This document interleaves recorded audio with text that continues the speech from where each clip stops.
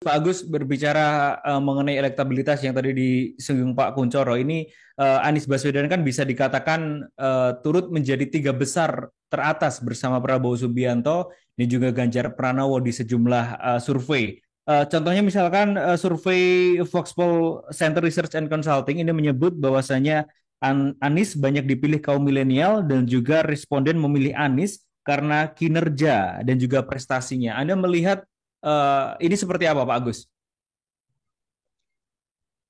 Ya, begini Mas ya. Eh, Sungguhnya pencalonan presiden atau kompetisi dalam pemilihan presiden itu memang dua hal yang penting itu perlu disiapkan. Hmm. Pertama, tentu kendaraannya dulu ya. Karena tidak ada pintu lain ketika seorang menjadi calon presiden itu harus melalui partai politik. Begitulah yang diatur di ketentuan pasal 6 Undang-Undang 45 ya. Pasangan calon presiden dan wakil presiden itu diajukan partai politik, nggak ada pintu lain. Dan itu sudah diatur di dalam ketentuan Undang-Undang 7 2017 tentang presidensial threshold ya, 20 dan 25% suara nasional dan suara parlemen ya. Kalau dia tidak memenuhi syarat itu, maka tidak bisa mencalonkan presiden. Maka syarat yang mesti pertama dilakukan oleh Anies dan kelompoknya menyiapkan dulu ya kendaraannya untuk sampai di pintu pencalonan dulu. Itu yang pertama. Yang kedua, Hmm. tentu soal popularitas ya. Karena pencalonan presiden dan kemenangan presiden itu ditentukan oleh tokoh ya. Ketokohan seseorang mempengaruhi kemenangan seseorang. Karena tidak bisa juga ketika koalisi partainya kuat tetapi calonnya nggak laku juga, bisa dijual juga. Karena kedua-duanya itu merupakan sekeping mata uang ya. Calon yang populer juga harus didukung oleh partai yang memenuhi syarat presidensial threshold. Hmm. Hari ini Anies itu kan baru dianggap oleh kelompoknya dan beberapa survei itu populer ya. Dengan popularitas itu diharapkan nanti partai-partai akan mendekat gitu kan gitu. Hmm. Nah, lalu mereka akan bergabung dan membangun koalisi. Kan begitu. Jadi dia melihat dari sudut yang berbeda gitu ya. Nah, pertanyaannya adalah dinamika partai politik Indonesia itu sangat dinamis ya. Dia sangat mudah bergerak dalam hitungan detik bukan hanya waktu ya. Bagaimana kita lihat pencalonan presiden 2019 yang lalu misalnya. Pak Mahfud MD itu hanya hitungannya jam ya. Nggak jam, bahkan apa, menit ya. Dia akan calon presiden tiba-tiba sudah disiapkan sedemikian rupa dengan deklarasi waktunya berubah harinya. Nah, dan banyak contoh lagi bagaimana pencalonan eh, apa namanya kepala-kepala daerah dalam pilkada ya, dinamikanya luar biasa. Nah, watak partai Indonesia itu wataknya sangat mudah berubah. Hmm. Inkonsistensinya patut dipertanyakan. Makanya kalau saya boleh memberikan perspektif, yang terpenting menurut saya memang dukungan partai dulu baru popularitas menurut saya. Karena popularitas itu bisa dikelola dengan baik dengan banyak cara ya. Sekarang Hmm. itu kan sangat mudah membuat orang populer ya. Bisa membuat relawan, bisa dengan dana yang cukup, kemampuan safari, kemudian bagaimana menyusun program yang lebih cermat, kemudian menata diri, membuat aspek-aspek yang mendekatkan kepada pemilih itu bisa dikelola sebenarnya. Yang sulit dikelola itu justru adalah dukungan partai politik. Dukungan partai politik itu nggak sederhana karena dinamikanya sangat dinamis di Indonesia Ya. itu ya. Dan Hmm. tersisa hanya dua partai yang akan berteman dengan Nasdem. Selebihnya agak sulit menurut saya karena ada beberapa ideologi yang nggak nyambung. Baik. Ada dua partai PKS dan Demokrat. Nah kalau kita bicara pada perspektif lain misalnya soal apakah partai-partai ini akan konsisten juga mendukung sampai di ujung. Saya meyakini juga belum tentu juga. Gitu.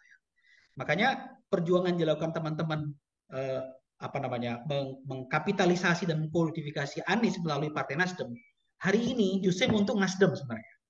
Karena Nasdem itu ingin ya nggak penting Anies itu menang atau tidak menang, tapi bagi Nasdem kepentingannya adalah Nasdem ini kemudian memiliki ikonik ya, partai. Ya. Partai Hmm. ini punya ikonik namanya Anies tokohnya gitu ya. Dan ini popularitasnya menguntungkan Nasdem untuk elektabilitasnya naik sebagai partai politik gitu ya. Tapi belum tentu menguntungkan Anies karena Anies sendiri tidak bisa, belum tentu juga dia bisa mendekati partai-partai. Karena pada umumnya yang bisa mendekati partai-partai adalah tokoh partai.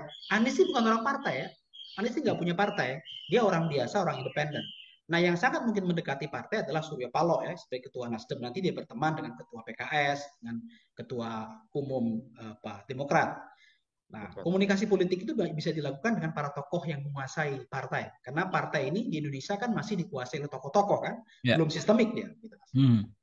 Pak Agus, singkat saja, kira-kira apa yang kemudian menurut pandangan Anda menjadi penghambat PKS dan juga Demokrat yang selalu disebut dekat dengan Anies Baswedan ini tidak segera kemudian mendeklarasikan koalisi bersama? Apa alasannya menurut pandangan Anda? Ya, dua partai ini cerdik ya menurut saya. PKS dan Nasdem, PKS dan Demokrat ini cerdik. Karena PKS itu juga syarat dengan banyak tokoh di dalamnya. Dan dinamika di partai PKS juga tajam gitu ya. Belum tentu juga 100% orang PKS dukung Anies gitu ya. Karena ada juga tokoh PKS yang juga ingin jadi capres ya. Atau ingin jadi cawapres. Kemudian Demokrat. Demokrat itu juga dinamika di internalnya luar biasa ya. Karena AHY sendiri ingin jadi capres gitu ya. Kalau AHY tiba-tiba dipasang menjadi cawapres, belum tentu juga Demokrat itu mau. Gitu. Jadi dinamika kedua partai ini, kalau saya lihat dalam perspektif komunikasi politik di internal itu belum selesai. Ya. Makanya dua partai ini wait and see, ya, melihat kondisi dan keadaan. Ya. Bisa saja nanti akan berkoalisi pada saatnya, karena menurut saya dua partai ini memang dekat ya secara naluri politik ya. Karena mungkin selama ini kan di luar pemerintah ya. Biasanya partai-partai yang di luar pemerintah itu lebih bisa berteman ketimbang partai-partai yang ada dalam pemerintahan ya kan. Nah, meskipun Nasdem ini partai dalam pemerintah, tapi Nasdem ini coba mencari momentum baru ya. Dia coba melihat, menelisik aspek keuntungannya ya. Sehingga dia ini sedang memainkan semacam game ya, gimmick permainan politik. Kalau dia berhasil mengkapitalisasi Anies, boleh jadi Nasdem namanya besar. Tapi kalau dia gagal, ya posisi Nasdem ini khawatir juga. Bisa saja nanti dia tidak masuk electoral threshold, ya kan? Tidak masuk 4% suara di parlemen ya, karena jeblok gitu ya.